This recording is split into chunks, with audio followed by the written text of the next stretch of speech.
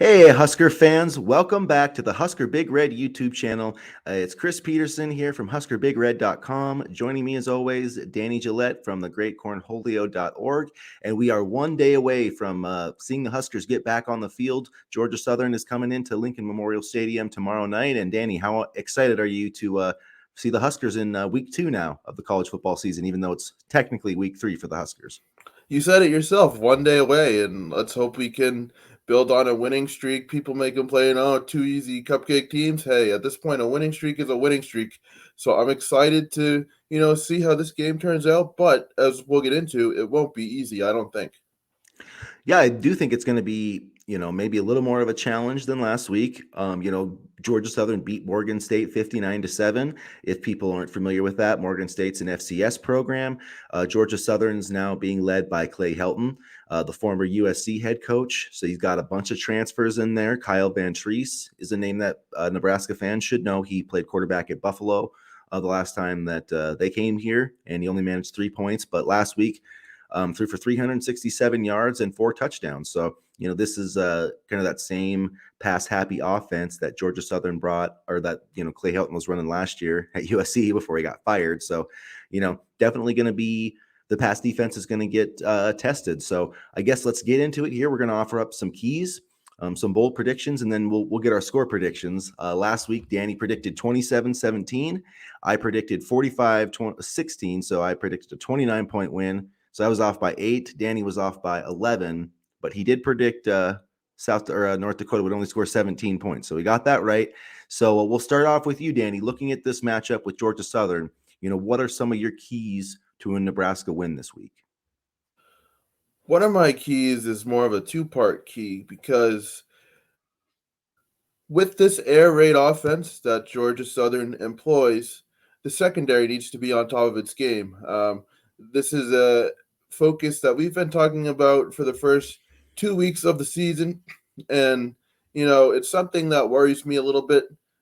Sometimes the secondary looks completely confused as to what they're supposed to be doing out there, and in particular, red zone secondary play has been a bit concerning. A lot of times they'll play for the run, which allows for them to get beat with, no coverage whatsoever for the opposition right over the top. And that allows for touchdowns. So I'm looking for good secondary play this week. And, if that happens, then I think Nebraska will be in good shape. To me, you can say what you want about the defensive line, and sure, they haven't been able to get pressure, and sure, they haven't been able to, you know, stop the running game as well as we would have liked, but, you know, there has been progress there. And I said this last week. The statistics from last week's game over North Dakota may be a little bit misleading because I thought the defense sort of held their own, especially in the back half of the game. Now, on that subject of the defensive line, they need to get pressure. And, I think getting pressure on the defensive line will make the secondary's job a little bit easier. So that kind of goes hand in hand. And so if they can feed off of each other, that would be great. And then my last key, and this is something we talked about on Monday for our Monday morning fallout, run the damn ball. I mean, there's no excuse not to run the ball. Anthony Grant is an absolute workhorse, and AJ Allen is proven to be a good, complimentary back. He showed, his explosiveness. And I don't know about you, Chris, but I was just watching some of his highlights on Monday, and the way he cuts is just really, really impressive to me. He can like stop on a dime, almost like the Madden video game. Yeah, man, I think there's a lot to be excited about with AJ Allen. And, in terms of the keys, like that's one of my keys too. Exactly. Run the damn ball. I 100% agree. You look at this Georgia Southern defense, I don't think they're that great. I mean, they only gave up 7 points to Morgan State, but they allowed 5.4 yards per carry to Morgan State. And it's just Georgia Southern, just kind of a weird game. They threw the ball like 60 some times, or like 40. I think it was like 47 times or 50 times, something like that. In a game they won 59-7, which tells you, this team is going to throw the football. So offensively for Nebraska, yeah, Anthony Grant needs to be the focal point in this game, and AJ Allen too. And I wrote this earlier this week. I wouldn't be shocked if both of those guys got over 100 yards on Saturday night.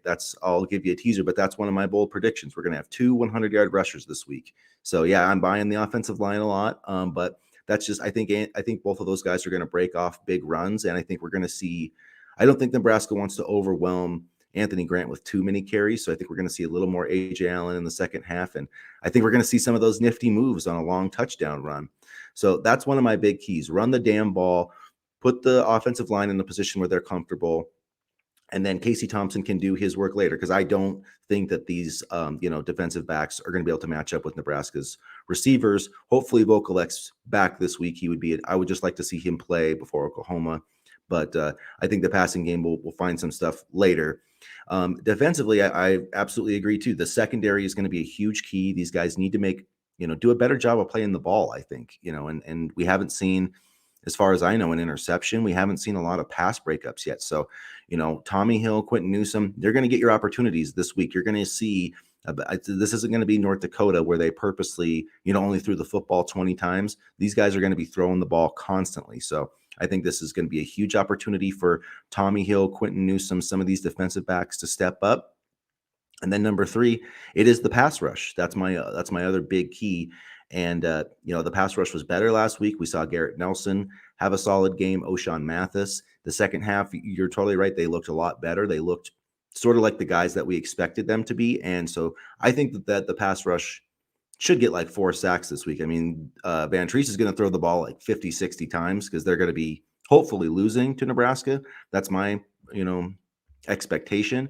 So I think there's going to be lots of opportunities for sacks and pressures, and we need to see a couple of turnovers. So those probably, I guess, just to sum it up: run the damn ball, make some good plays in the secondary, get your hand on the football, knock it away, and get after the quarterback defensively. I think those are the 3 biggest keys for Nebraska to make sure that, this game is kind of the easy win, not the easy win, but, a 3-4 touchdown win that we all think it can be. Come on, Chris. There's no easy wins around here. You know that. But no, and it's interesting. On Thursday, we got an update from Scott Frost about the health of Nick Heinrich and Travis Vokalek. He said, and I'm going to quote him here, he said, quote, again, those guys are day to day. It shouldn't be long, and we've got our fingers crossed for this week. My thing on that, and I know it kind of veers off the thing here, but I thought we should get it in. If they're good to go, if they're 100% healthy, play them absolutely. But if they're still a little, banged up, save them for Oklahoma next week. Yeah, I agree. I have this thing about injuries where I don't, if it's not like a long-term thing, it's not that big a deal. If they had missed like the whole season, I just I don't think guys are that productive in their first game back from injury when they've been out for a while. Vokalek will only have missed, 2 games, and the same with Heinrich, but I would like to see him out there. But that being said, only a couple of weeks. So I agree with your point. I mean, Nick Heinrich, I don't know that they're really going to need him, for this matchup. I don't think Georgia Southern's going to pound the rock. Not that he can't defend the pass. I'm not saying that, but he's more of a run defender. I do think he was missed last week, but Yeah. Vokalek has really been missed, and they need to get the. I don't know if you watched, Husker film. I watched some of his, Oh, yeah, all clips the this time. week. Shout out to him. The tight end blocking was bad. I mean, it was a lot of those plays he was talking about where there were stunts and stuff. I mean, and I didn't love the blocking schemes, but the tight ends were just getting blown up in the backfield, and that's what happened on a lot of those run plays that got shut down, at least from my perspective. Yeah, and I think, I did notice the blocking. The blocking was pretty bad. But if we make a commitment to running the football for this week, I feel like we could kind of get by again. That's not to say that it's going to be easy and that we're going to succeed, but we can get by. And you can get by in games against, Georgia Southern, North Dakota. And so you can't get by in games like Oklahoma. And I understand the run blocking was really bad. And to your point, it truly was. But again, I want him to be healthy. I want Vogelick to be healthy. I want Heinrich to be healthy for Oklahoma. And, it's a long season. And I think, if we can kind of manage Vokalek as much as possible to make sure he's fully healthy, you know, I think that would be the smart thing to do, only because we have a lot of inexperienced tight end depth, as you kind of alluded to with the blocking and kind of the drop off there. Yeah, and sometimes too, I just wonder with some of these, it seems like the coaches are just trying to have blockers do too, with because we were wondering last week, Prajaka's on the right side. That's because Nebraska's, switching him sometimes strong side and weak side, which I hate. There was one play where that Husker film shared, and I'm a former offensive lineman. I've coached up, so I know a little bit about offensive line. But they had a basically it was, and I know it's designed to be a play action fake, but you had a guard pulling over to a spot to, as basically a pulling guard to come in and pass block. And anybody who's played offensive line knows that's not easy to do. And then you left that B gap wide open. So Prajaka, instead of taking his pass rusher taking the outside leverage, went into the inside leverage because the guard left there. Anthony Grant was supposed to step up in that spot and he ran a swing route. So it's like, it just seems like sometimes, I'm thinking, why do you have three guys moving around the line of scrimmage to pass protect? Just set up, zone block it, and just don't make it too hard. That's all I'm saying. But The anyways, offensive line is a mess right now. I'll just put it point blank. They're a mess. I mean, they don't look to be well, I'm not going to say they don't look to be improving, but they're not consistently good the entire game. I will say on the touchdown that Nate Borkacher recorded, there was good pass protection, clean pocket for Casey Thompson, one of the few he had last weekend, and so there were signs that they could be good, but that line still needs work, man. Like it's not good. It definitely does. I think the run blocking I thought was a lot better. I mean, Anthony Grant did have to make a lot of moves, but I just think that they were more. It seemed like they were more confident when they were running the football. I think that's Yeah. with any offensive line. They want to fire off the ball. They want to hit people. That's what they like to do. That's why they call them the Hogs. Like they love that contact. So feed into that. I think they need to feed into that. Pound the rock at these guys, man. Don't sit there and drop Casey Thompson back 30 times in the first half. Like he doesn't need to do that. We don't need to do that. So I'm hoping that like this team has found an identity with Anthony Grant because that's just what Scott Frost has never had with his offense. There's never been like, hey, you have to coming into this game, you have to stop this guy. There was some talented players for sure, but it never seemed like there was anything that Nebraska could hang its hat on. Like we need a drive here, they're going to give the ball to this guy. So I feel like Anthony Grant, I'm hoping, as long as the coaching staff is smart enough to give him the ball, because I think that also minimizes the weakness of our offensive line, which is their pass protection, which has not been good. I think that that's the best way for Nebraska to, build a strong offense. I mean, to me, he looks like a guy who can run for like 1,500 yards this season. And can I just say, like, to that point, there was some minor controversy. Oh, did Scott Frost override Mark Whipple? That's not good. Like, I heard people say he should vet his candidates if he knew that Whipple was a passing coach. Like, he should have done a better job hiring. Who cares? They're collaborating as a coaching staff, and if something doesn't work, they swallow their pride and try something new. Who cares? As long as we win games and as long as everybody's, seems cool with it, like who cares? I mean, at this point, like that's what a coaching staff is supposed to do. They're supposed to collaborate. They're supposed to throw around ideas. I mean, you have Mark Whipple, Mickey Joseph, Sean Beckton, all these guys who are smart, in the same room. Like they should bounce ideas off each other. Who cares who calls the plays? Just win the game. Well, in play calling, I don't know if like I've called plays before, like coaching like lower level high school football and middle school football. It's not, you're thinking about the defense, what scheme they're running. You're not sitting there thinking like, oh, I've run the ball this many times. You can get caught up in things. You're trying to scheme, you're looking at their scheme, you're sometimes trying to, and remember this, Mark Whipple has 5 seconds to call a play. I mean, he gets the play in for Casey Thompson or whoever watches the play. And by the time that play clock reaches 30, he's got to have his call in. You got to get your personnel, you got to get set up. So, I think it's important. And I think that's why I like Scott Frost as the head coach, because he can sit there from, the CEO perspective, from the, looking down the big picture above and say, hey, we're not running the ball enough. It's clear to me, Mark, I don't think Scott Frost was sitting there being like, hey, I want you to run this play exactly. I think he was like, hey, we need to run the football a little bit more. I'd like to, you know what I mean? And I think that's what every head coach should be doing. Scott Frost should have done that against Northwestern, frankly. We might have won that game if he had. Yeah, I've sat in a couple coaches' booths, and the coaches will communicate to the head coach. I sat in a defensive coach's booth, and they on their headset they communicate to the coach like, okay, team X is running back, is running to this side. Maybe we should try to block up that side. The quarterback is you know looking at his second read first before he goes to his first read. Maybe we should kind of take that away. Here's what the defense looks like and who's unfavorable in a speed matchup with the running back. It's helpful to have those, you know, another pair of eyes because you can get so lost in what you're doing on the field level. There's just so much going on that sometimes these things don't even register, not because of bad coaching, but just because you don't realize, what's going on around you. Yep, and I think, Scott Frost, if he's going to be a good head coach, he's got to have, his hands in everything. He should be telling Eric Shenander. I mean, he's called plays for a long time, Scott Frost, and he's had some pretty good offenses. I mean, I know it hasn't always been great at Nebraska, but the guy knows football. So, he should be telling Shenander what to do at times. And he should be in that's what the head coach should be.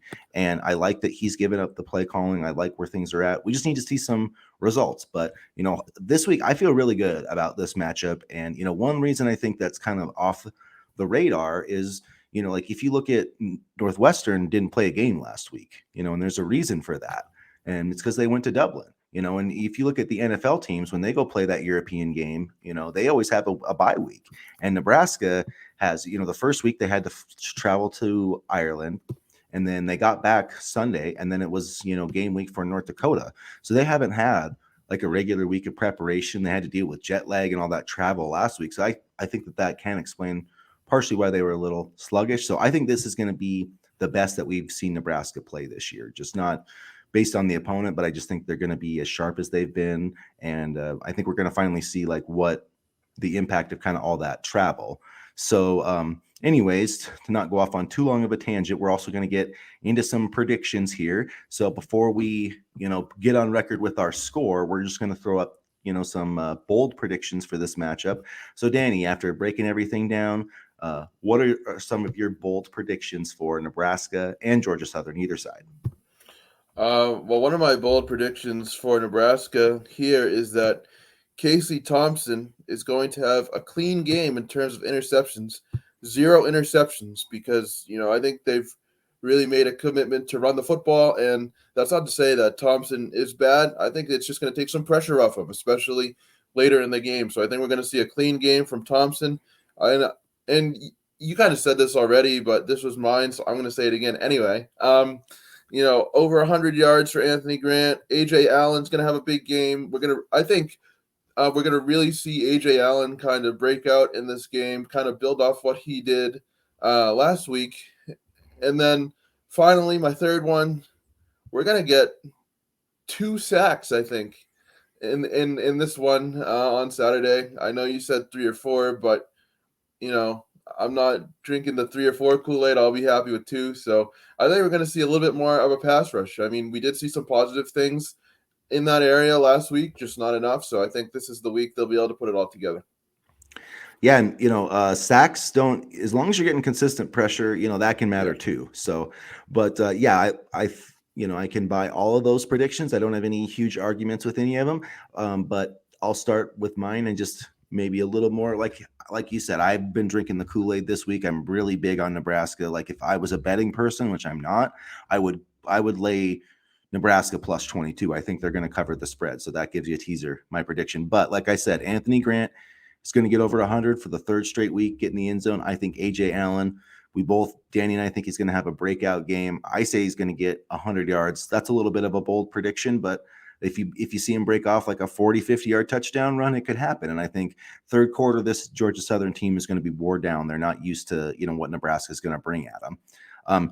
My second bold prediction, probably my boldest prediction, is I think the secondary is going to come up with an interception. Tommy Hill, Quentin Newsom, one of those guys. I think we're going to see a lot of passes and hopefully some pressure, which usually leads to turnovers. And I would like to see the secondary make a play on the ball and get an interception. So that's mine.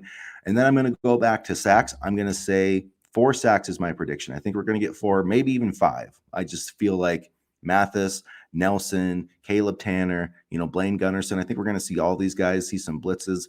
And I think Kyle Vantrease is going to have a bad night at Lincoln Memorial Stadium. I think he's going to, throw for 200 or 300 yards. I mean, this team's going to move the football, but he's going to get hit, and Nebraska's going to get some turnovers. And I'd love to see somebody other than Nelson really kind of bring that motor on Saturday. Nelson seemed like he was flying all over the place, so I'd love to see Nelson and somebody else because he can't do it all alone. Yeah, like Ty Robinson needs to step up. Some more of those I called black him shirt. out. Let's see if he reads the Yeah. Great Cornholio vlog. Let's see if he listens to me. Let's see, man. He's, if you get that black shirt, I mean, that should be. I just feel like those guys. I don't want to call anybody out on their effort. I'm not saying anybody's not trying hard enough, but we need to see more production out of Ty Robinson. He's been one of the biggest disappointments on this defense. At least from what we expected from him as a recruit. He was a big time recruit, and he They just flew the hasn't. whole staff down to go recruit him. Yeah, he was huge, man. I know, big time programs were there. That was a big win. That was one of Scott Frost's, I think, biggest recruiting wins, and it just. But that's like all of us, Rondale Robinson, Luke McCaffrey, or whatever. Did I say the wrong? No, that's Luke. No, you said the right one. I get so confused about these freaking McCaffreys, man. But there's like 17 of them, so I don't blame you. Yeah, Turner Corcoran. I mean, Wandale Robinson. It's just been not that it's a bust, but Thomas Fidoni's got her. I mean, it's just like all these big recruiting victories, and then it just never translates onto the field. So hopefully that'll start changing. And it's not just Ty; it's the entire defensive line. They need to continue to play well.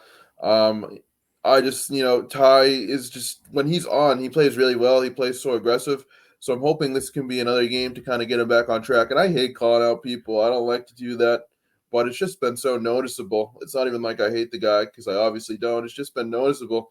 He's looked a step slow, and hopefully, with a week back in Lincoln, not traveling anymore, that will do wonders for the entire team, because some fans may label it as an excuse, but the travel, in my opinion, definitely plays a role in fatigue and things like that. Yeah, for sure. I mean, you can it's not an excuse to lose. You still have to win, but there's a reason why NFL teams take a bye week. There's a reason why Northwestern didn't play last week, because you usually it's just a long trip, and so it was a lot to ask of these guys to come back and play a game last week, and they did a good job. I think they came up the second half. They got the win. They did what they needed to do. And this is the week I think they really have to start building some confidence and momentum. I really just want to see them smack down Georgia Southern from the opening kickoff, tomorrow night, 7:30 Eastern, and just really get some positive momentum going into the Oklahoma game. I think that's important. After tomorrow night, the fun really begins. We get to see how they stack up against some big opponents, and it's going to be a good one. I think tomorrow night should be fun. And I'll use this opportunity, and Chris, you can kind of help me out here since I'm still sort of half asleep. We have a watch party on this website called Playback, and I'm sure you've seen us tweet out the links. But if you would like to come and join us, please do so. It's a fun time. We got the game streaming, and we offer our commentary, not as serious as these podcasts. We like to have fun, watch the game with each other. So if you would love to come on in, please do so. And if you need the link, we can also get that for you, and we'll be happy to help you out and help you sign up. Yeah, for sure. I'm glad you brought that up, Danny. But yeah, before we offer our score predictions, we'll give you a little information on our watch party. I'll put the link here in the comments on our YouTube page. So sign up there. You have to just sign in, with your TV provider. But even if you don't have the TV provider for Saturday's game, which is going to be Fox Sports 1, I believe, Playback is really great about helping you get, free subscriptions so you can enjoy the service.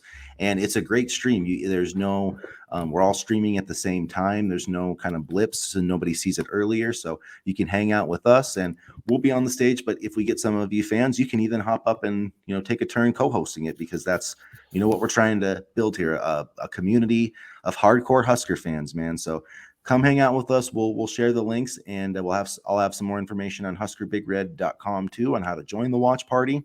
And so yeah, with that, let's get on the record. Let's get to our final score prediction. So Danny, we got the spread, like I said, at -22 for Nebraska, so 22-point favorite. What is your final score prediction for Saturday night, Nebraska, Georgia Southern? 35-21 Huskers. 35-21. All right. So Danny's got Nebraska under the spread this week, but winning by 14 points. So he had Nebraska winning by 10 last week. So That Danny's not. secondary just scares me. That secondary just scares me. I don't know. I just can't. I just can't go for the spread until the secondary gets fixed, and hopefully we see something good tomorrow night. Yeah, I mean they haven't. Nebraska's over 2 against against the spread so far this year. So they didn't cover last week. Definitely didn't cover against Yeah. Northwestern when they were the favorite. So I, however, like I said, I do think Nebraska's going to cover the spread this week. I just don't really believe in Georgia Southern that much. I think they are going to get some yards. They're going to get some points. I think some of those points are going to come mostly in the second half. I think the black shirts are actually going to look like the black shirts. And not that Nebraska can make a statement against Georgia Southern, but I think the team is going to make a statement like we're better than we've played so far. And I'm going to go 42-17. I think the offense produces in the red zone thanks to Anthony Grant and AJ Allen.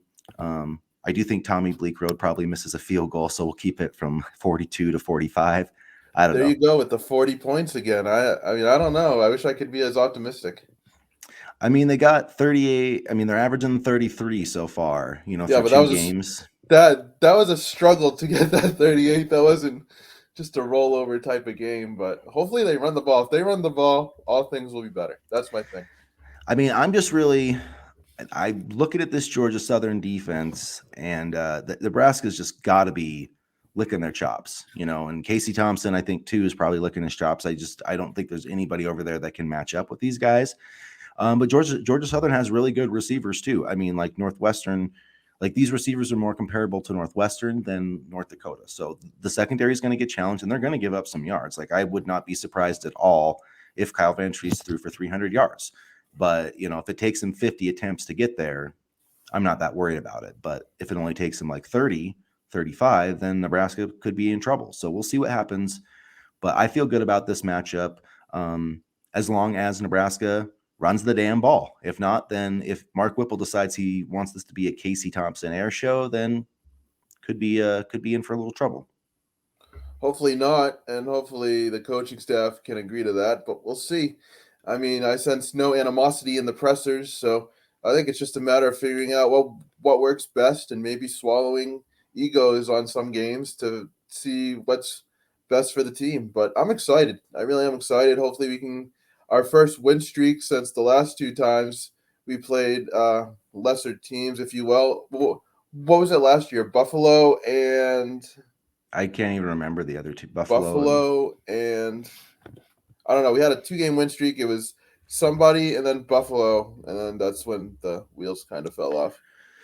I'm blanking on I want to say it was a Mountain West team, but I'm gonna look that up right now. So keep talking I'm and just totally staying. spacing. But yeah, it is going to be interesting to see how everybody executes though, and how, because I think it's clear that Anthony Grant's the best player on this offense. I mean, he is a superstar in the making. He looks like a potential all Big Ten guy, and that's not easy to do when you've got Travion Henderson, Blake Corum. You've got some really good backs in the Big Ten, but I think Anthony Grant could be, he could be right there. I forgot Braylon Allen or whatever his name is at Wisconsin, Yep, he's a good but one. Anthony Grant, I think, is going to be right in the mix. Like 1,500 yards, feed that dude the rock. That's what I want to see every single week. I want to see, unless we're kicking ass like I expect us to tomorrow, I want him to carry the ball 20 times every single game. Fordham was the other one. Not exactly a Fordham. Mountain West team, but Yeah, I was way off. but I'd love to see him kind of stretch the field a little bit too. Because there were a couple throws where Casey Thompson just missed, but Trey Palmer absolutely blew by the secondary, and Marcus Washington can do that too. He kind of got involved early last week, so I'd love to see them kind of open up the offense a little bit, assuming Thompson gets protection in the pocket and just air it out, see what these guys can do. I mean, they have the speed. Speed is not the issue. Alante Brown, another one who has that speed, but we'll see. I mean, just one game at a time, and then this one before the big one against Oklahoma. Yeah, and then we get another. Yeah, these games, it's like only everything you think you learn, like positive stuff. It's like you don't really believe it because it's like Georgia Southern or whoever. So I just want to see Nebraska look really sharp. I don't want to have anything to bitch about Saturday night. Just look good for once, and You'll still be let's. bitching. I can almost Well, guarantee it. You'll still be bitching. I'll bitch about something. You're right, but less bitching than last week, maybe. I mean, assuming they get off to a fast start, I'd love to see a fast start on Saturday. We didn't get that. Actually, we got the complete opposite of that last Saturday. So, hoping for a faster start and a little bit more of a relaxed game than last week. Yep. Some. Hopefully, we get to see some Chuba Purdy this week. That's what I'm hoping. That Over the game. under, how many times do you think the fans are going to call to fire Scott Frost after Nebraska only scores 14 points at halftime? Oof. Well, I think that if they only score 14 points at halftime, I don't know about the fire Scott Frost, but we're probably going to hear some boos again at Lincoln Memorial Stadium. So I don't want to hear that. The amount of the roller coaster on Twitter and the fantasy coaching staffs that are made after 2 quarters of a game, like last week, I saw a bunch of names being thrown around. Like, it's crazy how quickly we can change, but that's why you gotta love Husker Twitter. Yeah, it's there is a lot of good names out there. I'm sure Nebraska would find somebody. I don't know. People are crazy. What I hate though is when people are like, "Oh, it took Tom Osborne 20 years to win a national championship. Give Scott Frost time." Yeah, you know what else Tom Osborne was doing in those 20 years? He was never winning less than 9 games. He was winning conference championships, getting to the Orange Bowl. Scott Frost has never won more than 5 games. So let's stop with the Tom Osborne comparisons. Like, it didn't take Tom 10 years to get a freaking winning season, So, but that I digress. But I mean, anyway, let's start with the Tom Osborne comparisons on both ends. I mean, Tom Osborne, was successful in the '90s. It's a completely different era than what Tom Osborne coached in, and some of that is good, some of that is bad, but it's just difficult to compare two eras of college football, especially because now everything's just completely different. yeah, and Nebraska, yeah, they ran the triple option, and they could recruit guys. They had elite offensive linemen, elite running backs, but elite defense too. That's what really won Nebraska their championships, was elite defense. And it's going to be hard to ever build that back again. But I just know I can't wait 20 years for Scott Frost to have a winning season. So if that's what people are talking about, I can't give him that long. He's got this year, he's got to do it.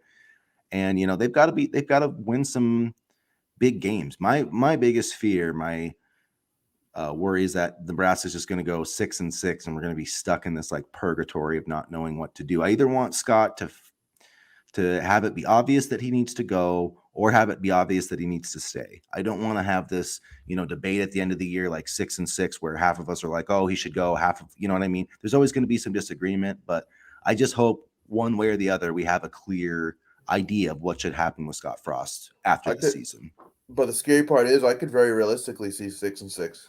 I know that's I'm like resigned to it. I just feel like it's gonna it's gonna happen, because that's going to make the decision really tough for Trev Alberts. I mean, 6-6 could be, now say if you're 6-6 and you beat Oklahoma and Iowa, now I'm wondering how you only won 6 games, but still, I think the wins are going to matter a little bit. And if it's just like a bunch of like if they don't beat a single top 25 team, if they don't beat Oklahoma, I don't know if they're going to get to 6 wins, but they've got to beat somebody of substance, or I don't think Scott's going to stick around.